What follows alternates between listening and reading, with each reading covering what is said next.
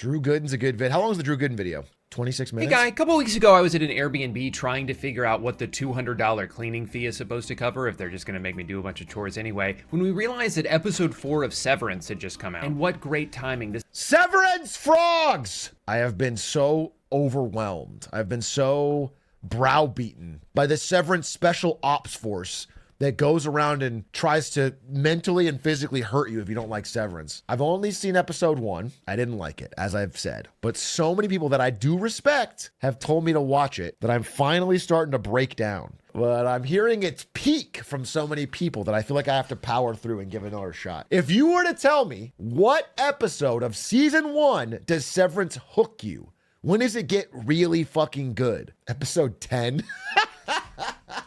Fuck you. 10? 2 or 3? 2 or 3? Season 2? I don't do a full season to get to the good season. I don't do that. Season 3 really clicks. Someone said it's a good show, but you have to pay attention in all caps. Fuck you. I'm not an iPad kid, bro. I'm not sitting there playing fucking Subway. I watch the show, yeah. In fact, no disrespect to my lovely wife, but whenever she takes out her phone and we're watching something that I want to watch, I look at her like disapprovingly. I go, you're gonna miss something. I'm gritting my teeth. It's a good show, but you can't play TFT while watching it. Well, then I'm fucking out. No, I think I'm gonna watch it. But number one priority for me is Andor, which I love. I also love that we keep pausing when the person on screen is doing cinema. This is unintentional, but we've done it like multiple times now. We keep getting the perfect cinema pause.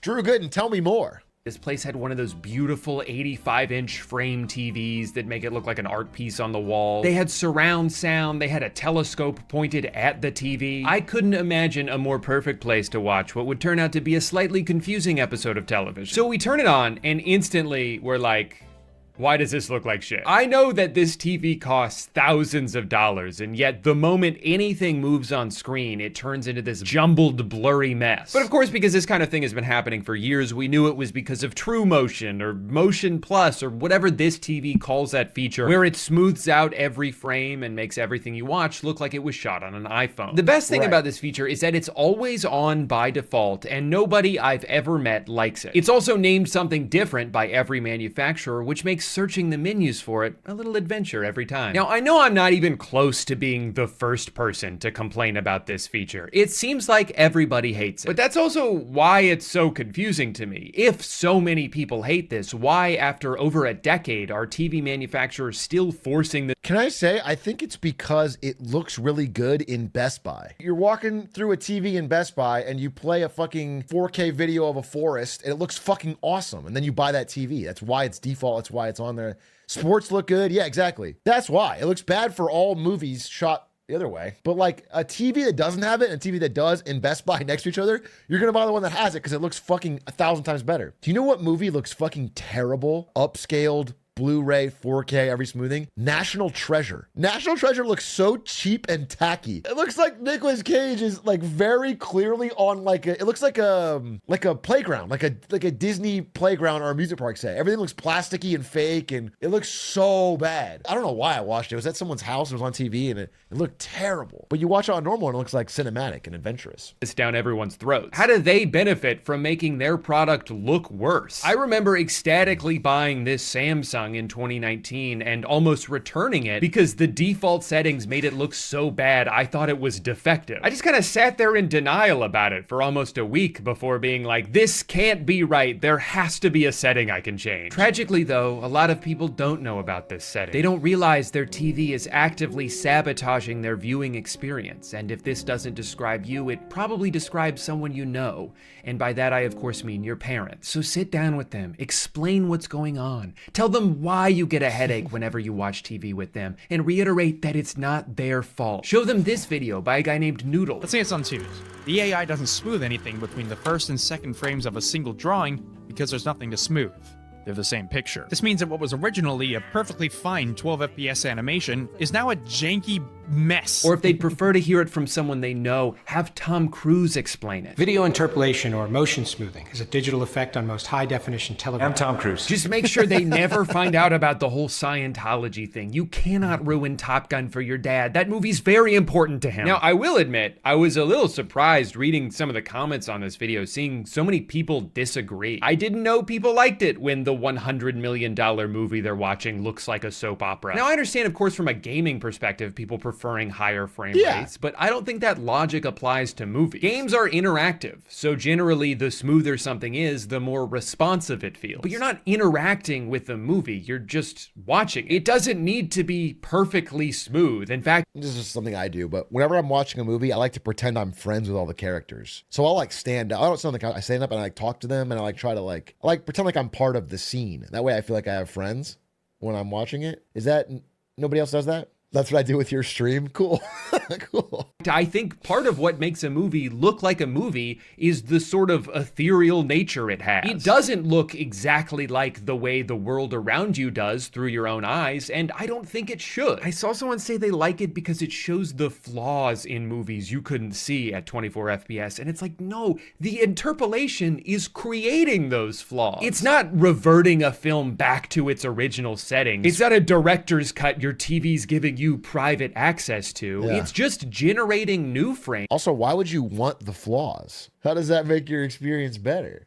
Based on what it thinks should go in between the existing ones. That's where the errors come from. You're not watching a more authentic version of a movie because Sony Motion Flow added a bunch of blurry auras around every fast-moving object. The most authentic version of a movie is watching it the way it was filmed. You shouldn't have to change anything. And I think more than anything else, that's what really aggravates me about this feature, is the hubris of it. There are so many deliberate choices that go into making a movie look a certain way. There's so many people involved in those decisions that know way more about cinematography than I do. So I trust not more their than me. vision. Why can't TV manufacturers do the same? Why do they look at a beautifully shot television show like it has a problem that they need to fix? Anyway, this experience got me thinking about new technology in a more general sense and how my excitement towards it has waned over time. Sometimes it seems like we kind of already figured everything out. You can communicate with anyone in the world instantaneously. You have immediate access to every piece of— Bro, this fucker is spoiling everything of Severance. Come on, bro. I haven't seen Severance. You think I retained any of that? That's gonna be, oh, now I fucking know. Now I know that a guy in suit looks at old TV. It's fucking over. I don't even want to watch it anymore. Balloons with face on them? It's not even worth watching.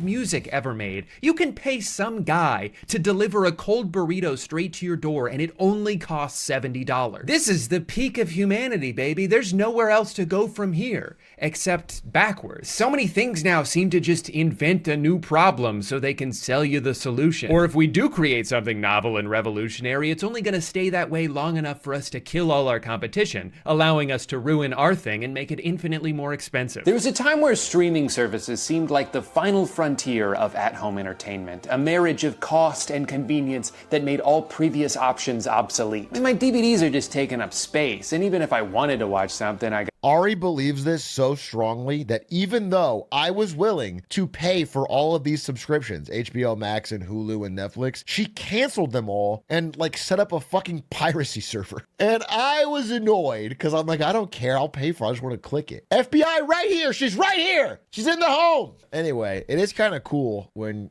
your wife dramatically cuts your expenses of her own volition. That's cool, I guess. It is pretty easy to use now that you set it all up. I thought it'd be way harder. I pirate everything. If I could pirate your stream, I would. I don't have fucking ads because of Dan fucking Clancy, and I stream for free online. If you sub, it's because you support the content, because it's not blocking any fucking ads. Dan fucking Clancy made sure of that. I mean, I guess if you want to cut out Clancy. gotta get up, dust off my Xbox, navigate a bunch of menus, switch discs every 4 episodes. Netflix is so much better than this. Until, of course, they quadrupled their price and got rid of every show you ever wanted to watch. So slowly but surely, a lot of people are moving away from the unreliable streaming services and going back to physical media. Things like Blu-rays, vinyls, tooth tunes. And I've actually begun that migration process myself. I do know that Gen Z loves vinyls, right? But my understanding is they buy the vinyl not to actually play it. but because it's a really cool item to have, that makes you feel like you own the music. And then they listen to it on Spotify. It's kind of like a symbol of your passion for the music. And But because I'm incredibly stupid, here's how it's going for me so far. I started watching Friday Night Lights for the first time in December. It was something I had wanted to watch for years, but always put off, which is crazy because it's a show about football, which I like, with a bunch of music from Explosions in the Sky, a band I grew up listening to all the time. It kind of felt like they made this show specifically for me, and still I was like, I'll get around to it eventually. It wasn't until a couple of months ago that I finally gave it a chance and got really into it. 12 days before it was going to be removed from Netflix. For the last 2 weeks of December, I binged as much of the show as I could, as quickly as I could, until around 3 a.m. on New Year's Eve. 13 minutes left in the season 2 finale. I was given an abrupt error message telling me that my beloved show was now gone. At this point, I was pretty invested, and I didn't just want to wait until it was maybe on Peacock one day, and I certainly didn't want to spend $2 per episode to digitally own it. So I decided what better time than right now to begin my brand new Blu-ray collection, starting naturally with a show I had yet to watch even half of. So about $37 and 8 days later, my Blu-rays show up at my door and I'm ecstatic. I can't wait to see how season 2 ends. So I pop the disc in my computer, try to play it, and it does not work. Turns out the external DVD drive I bought a couple years ago isn't compatible with Blu-rays, so I'm gonna have to buy another one. No problem. What's another $110? Jesus Christ. Well, I already bought the Blu-rays. I'm not gonna not watch them. So I bite the bullet on the Blu-ray drive. It shows up 2 days later. Pop it into my computer. So excited to learn what... is bro watching entire seasons of a show on his computer? Are you guys doing that? I can't fucking imagine. What the fuck? Put it on the TV, bro. So many of you are watching. You're watching seasons on mobile? I don't own a TV. Okay, well, don't fucking rich shame me. This is the biggest problem with America nowadays. You get any bread, people shame you. Don't fucking shame me for having a television. Televisions are not that expensive. You can get a TV. Televisions are one of the few products that have gotten less expensive over time. Out of touch, Mr. Moneybags.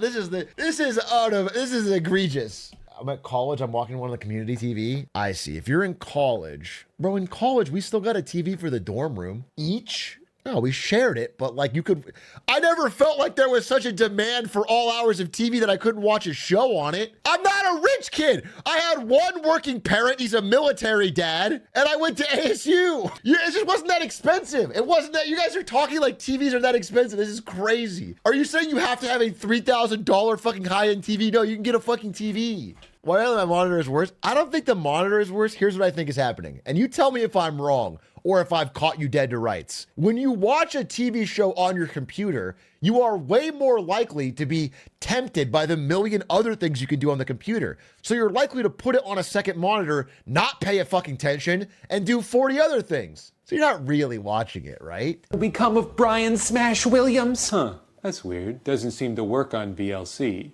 Or the Any DVD app. I guess I could spend $20 on Blu-ray player, play Blu-ray, but that one says in its description that it doesn't play Blu-rays. At this point, I'm a little frustrated, but even more than that, I'm confused. So I go where I always turn to in times of crisis, a Google search with the word Reddit thrown onto the end. And believe it or not, even on Reddit, home of some of the most dedicated people on the planet, every single answer I see is, nah man, Power DVD 23 Essential is your only option. There is one way to watch Blu-rays on your computer, and it is with this app.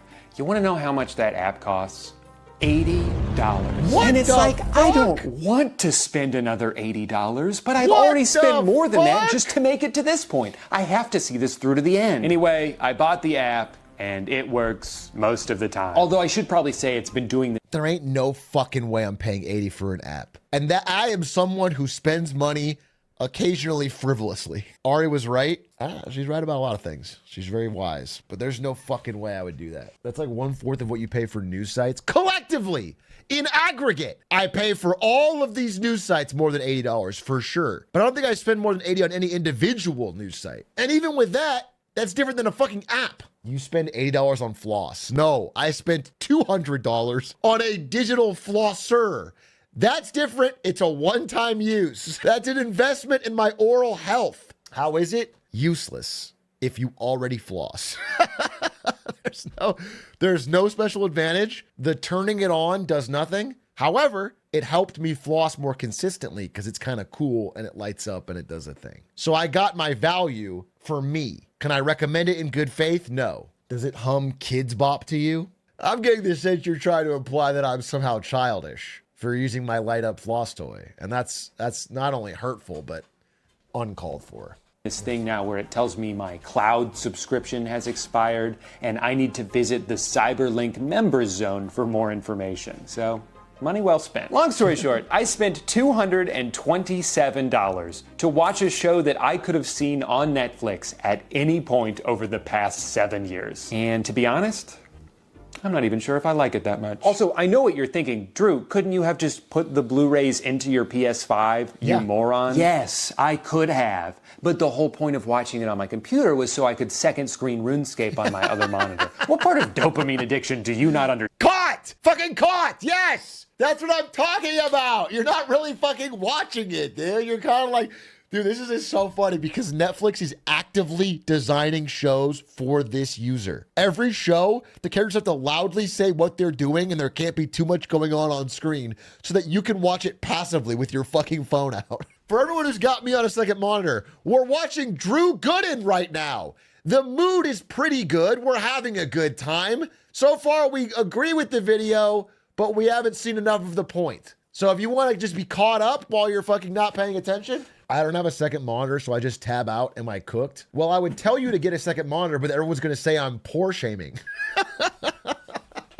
Everyone's going to say out of touch Atrioc tells fucking person to get a second monitor. So instead I'll say, no, what you're doing is great. You only need one monitor. 2 monitors is too much. It's almost against God's wishes to have 2 monitors. You should have 1. Well, personally, I think you should be able to do everything from your phone. If an iPhone 7S can't do everything, then we've gone too far as a society. Everything should be able to be watched and seen and done exactly on that. We are to Big A what Big A is to Dan Clancy. I don't follow that. Sorry, that was more of a story about my own incompetence than a rant about the state of technology. So here's a rant about the state of technology. I live in Orlando, Florida. My favorite basketball team is the Orlando Magic. They play basketball 20 minutes from my house, and I am not allowed to watch them on TV because I live too close. I can sign up for NBA League Pass and watch any other team play except for the one in my city because of blackout restrictions. What do you think, I'm stalking them or something? Whoa, this guy's obsessed. He lives right down the street. I don't understand this restriction, and frankly, I never will. Is the point to incentivize me to buy a ticket to go see them in person? They play 41 home games a year. Am I supposed to go to all of them? And if that was the point of it, they wouldn't also black out road games unless you expect me to travel with the team. Guys, this is a very, very true point, and that it's driving a lot of younger people away from sports,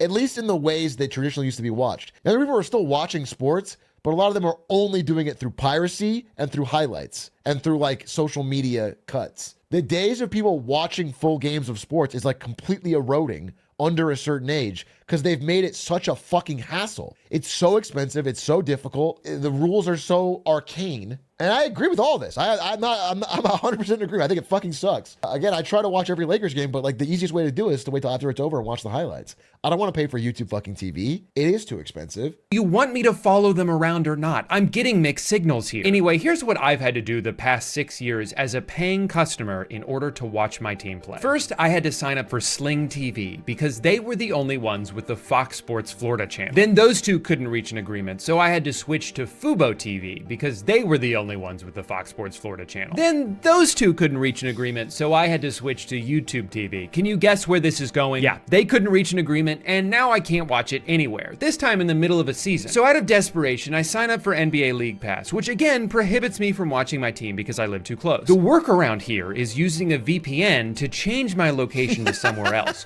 So now I'm paying for 2 different services just so I can watch the least popular team in the NBA. Adam Silver should be ecstatic that there are freaks like me out here. He should have a photo of me in his office that says #1 customer. So what do they do to thank me for my loyal patronage? Block the use of VPN 6 months later. Do you guys want my money or not? I'm trying so hard to give it to you. Okay, now we're in 2022, and finally there's a streaming app specifically made for people to watch their local team play. It's a miracle.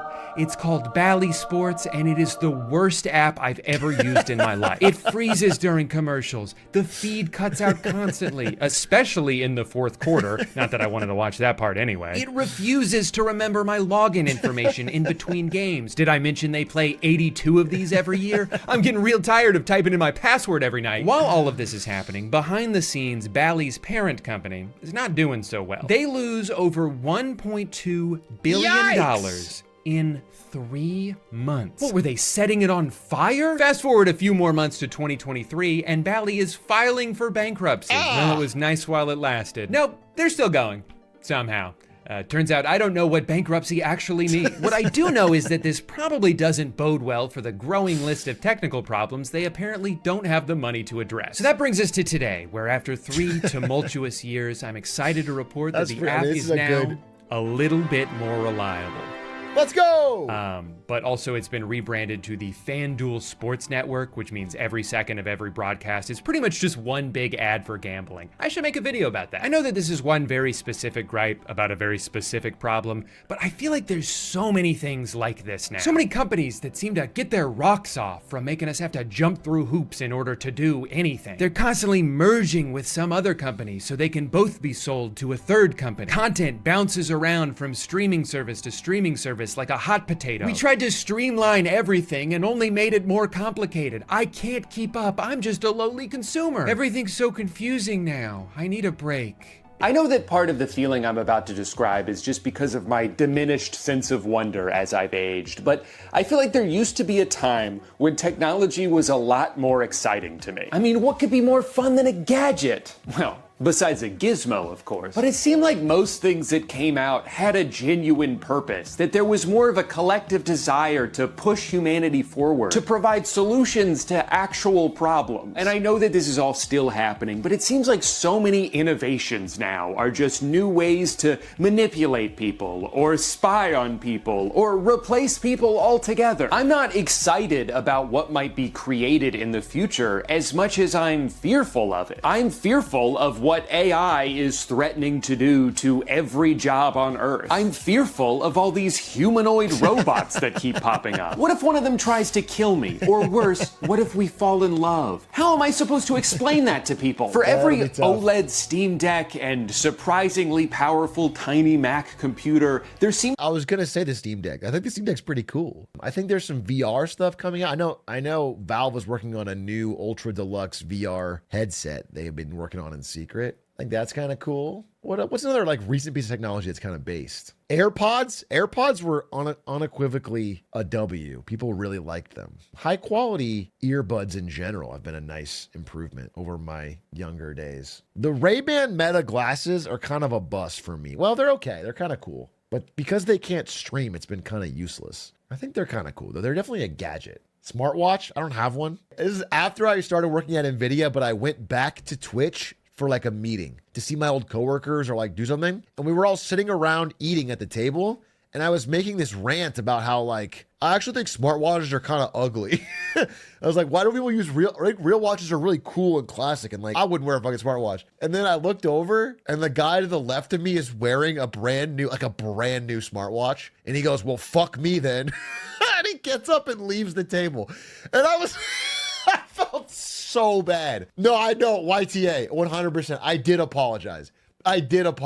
I felt so bad. You know, I was like doing my like a streamer type thing. I was just like ranting. I was like, you know, I don't fucking, like, who needs them? You know, like, what was wrong with an old watch? And then this guy clearly had just bought a brand new smartwatch. Anyway, obviously they're very useful, but I don't know. I like watches. I think watches are like the one like fashion accessory that are acceptable for a dude to fucking geek out about. Clearly haven't seen chokers. Hey, if you can rock a choker, no fucking hate from my end, bro. But I think I wouldn't. I don't think I'd pull it off.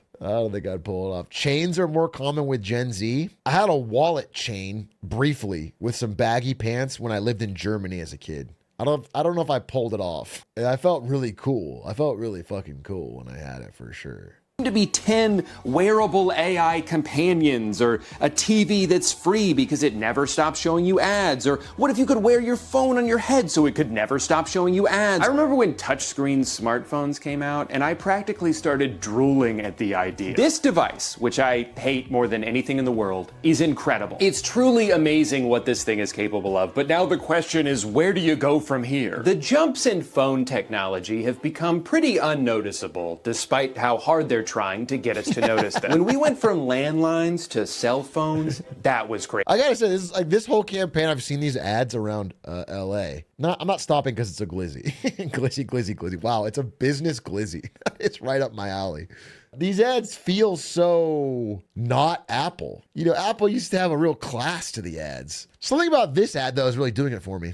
They're trying to get us to notice them. When we went from landlines to cell phones, that was crazy. When they added a full keyboard so you didn't have to spend 30 seconds typing one word, that was crazy. And then they added email and a really good camera and a touch screen and a GPS and the internet and a compass and now you can pay for parking on here, and you can download apps that stop you from spending too much time on other apps. Oh man, that line's really starting to slow down, huh? And this phone costs 4 times as much as this one did? No, that makes sense. If you Google "has technology peaked," their AI overview will tell you, no, of course not. I'm getting stronger every day. And consider this your second strike, Drew. That's awfully ominous. And what was my first? No, of course technology hasn't peaked, but it does feel like it's starting to level off a bit. The improvements between video game consoles used to be astronomical. True. Now I end up on a side-by-side comparison. That's fucking true. The consoles have slowed down especially. Dude, the jump from PS1 to PS2, from N64 to GameCube, it was like life-changing. It was like, holy fucking shit, this is crazy. And then I geek out over NVIDIA cards or whatever, but the difference between the 30 series, 40 series, and now 50 series, there's no games that are really pushing it. It doesn't change my gaming life much at all. Black Myth Wukong apparently is fucking cracked and you need the latest and greatest, but yeah, I feel like the 30 series could still max anything that I actually play. In videos, squinting as hard as I can, trying to spot any difference. In 1995, video games looked like this. 10 years later, they look like this. 10 years after that, they look like this. And in the 10 years since, they look like, wait, which one is a new one? And I know I'm viewing this from a consumer standpoint. I'm completely oblivious to the strides being made in medicine and science and interplanetary defense mechanisms. But it just seems like whenever a new thing comes out, we have to pay a lot for very little. Technology has gone so far in the wrong direction that people are now trying to find ways to go back. Physical media is making a comeback. Dumb phones are making a comeback. As people become more disillusioned to the future that was promised to us, the best way to break out of it is to recapture a sense of simplicity. And not all of this is just nostalgia. I think some of it speaks to the fundamental difference in how things are made now. You used to be able to own things. Now almost everything is borrowed. You're not buying a product, you're subscribing to a service. I don't own a bunch of music because I'm paying Spotify every month. I'm just temporarily given access to music until I stop paying and then have nothing to show for it. And even if you do buy a physical product, there's no guarantee it's gonna stay in the condition it was in when you bought it. A lot of things now can be remotely updated or even deactivated. The Spotify car thing completely bricked when they stopped wanting to deal with it. A few months ago, Roku forced an update onto all of their TVs, making it so you can't turn the motion smoothing feature off. This company just announced they're gonna start charging a monthly fee. Dude, fucking why? What do they gain? Money? What? How? How do they gain money from that? I can't understand that. Pay to turn it off? Well, if they had that, I would at least get it, but it sounds like you just can't turn it off. You see this stuff about, you're gonna have to pay to unlock features in your car? Like Jeep is rolling out some shit where you pay to unlock seat heaters, a subscription. That's fucking crazy. It's Pirach? All right, we'll talk about it. So anyone who already bought their thermostat can continue to use it. We're buying things that can be made worse or taken away from us whenever the manufacturer feels like it. So what are we even buying anymore? These things aren't designed to last because the entire economic system in this country industry is based on perceived shareholder value. If I sell you a product that you only have to buy once and then get to keep it forever, how will I get more money from you in the future? How will line keep go up if transaction over? So things break or become obsolete. A lot of tech devices are more affordable than they used to be, but they're also more disposable. The interface on your 4-year-old smart TV suddenly takes 10 times longer to navigate. Your iPhone 12 suddenly crashes 5 times a day. No, we're not doing that on purpose.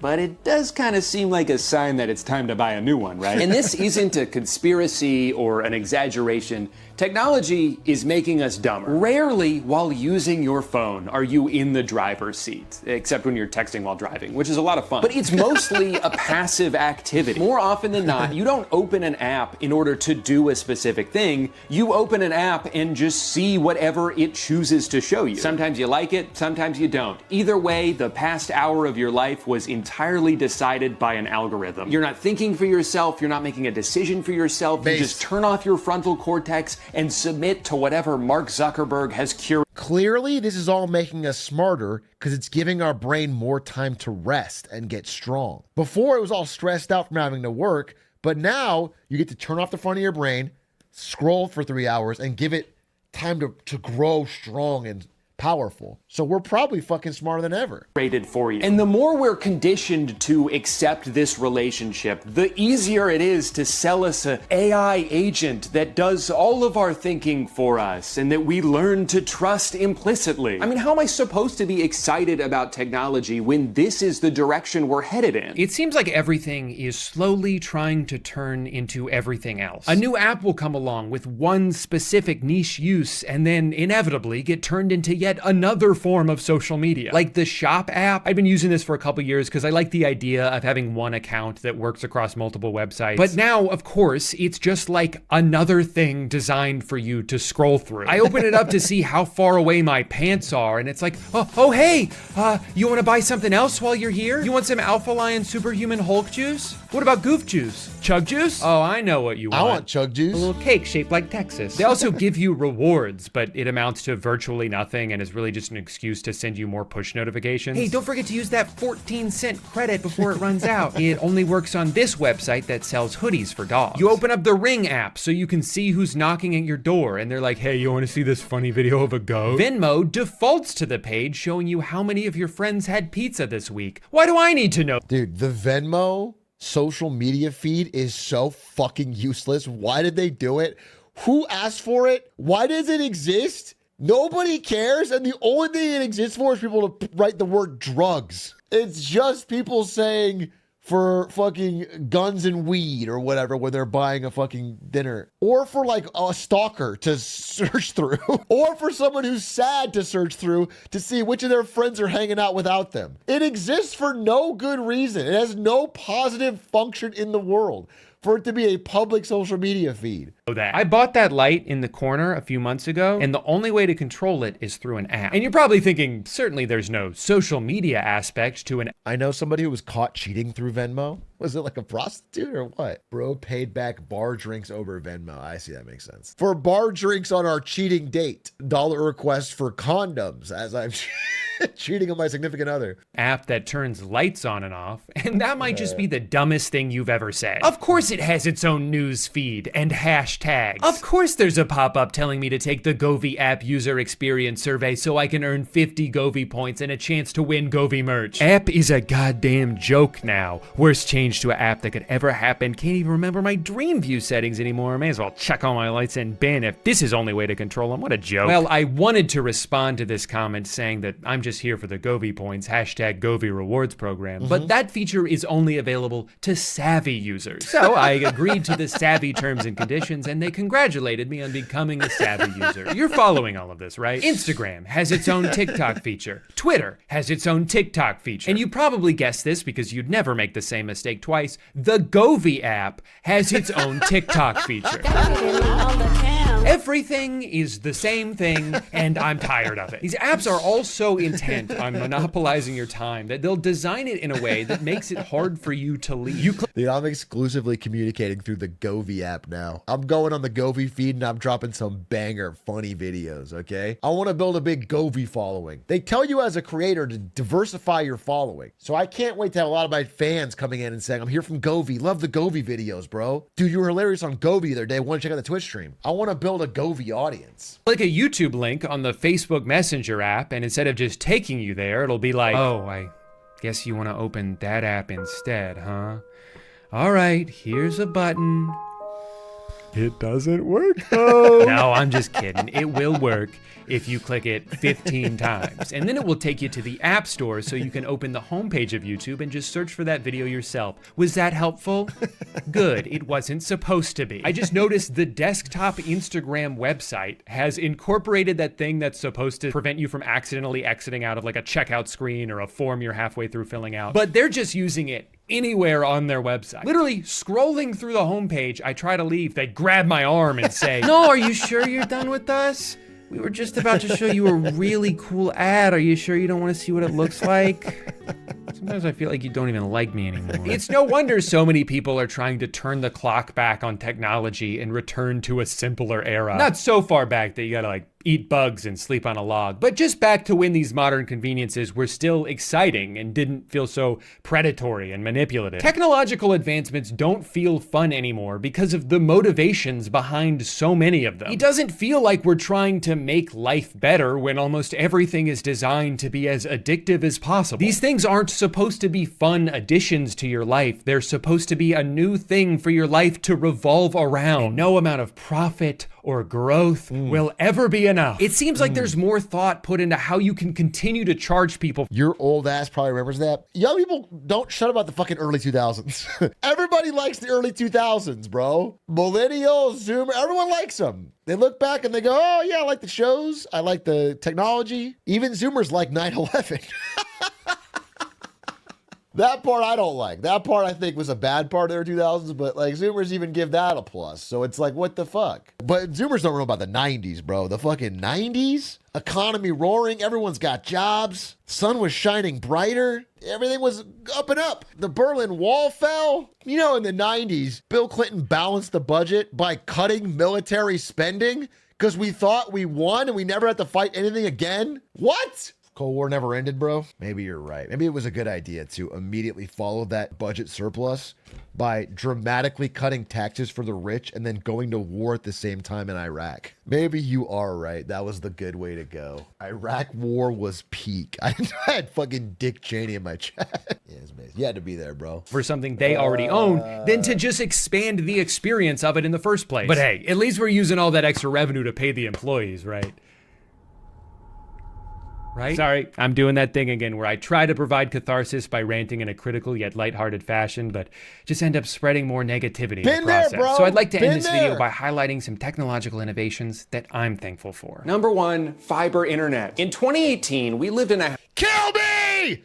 Just kill me, Spectrum! Just end it! You want to do it, just do it! I know that everybody at Spectrum headquarters has a poster of me they throw darts at. Because your entire fucking mission is to fuck over me. So just end it already. Just do it. I fucking hate Spectrum. I hate that I can't get fiber internet in one of the United States' most populous, wealthiest cities. It's the richest country on earth in one of its biggest, richest cities, and I can't get fiber internet at any price. I will pay any price, and I can't do it. I'm so fucking mad.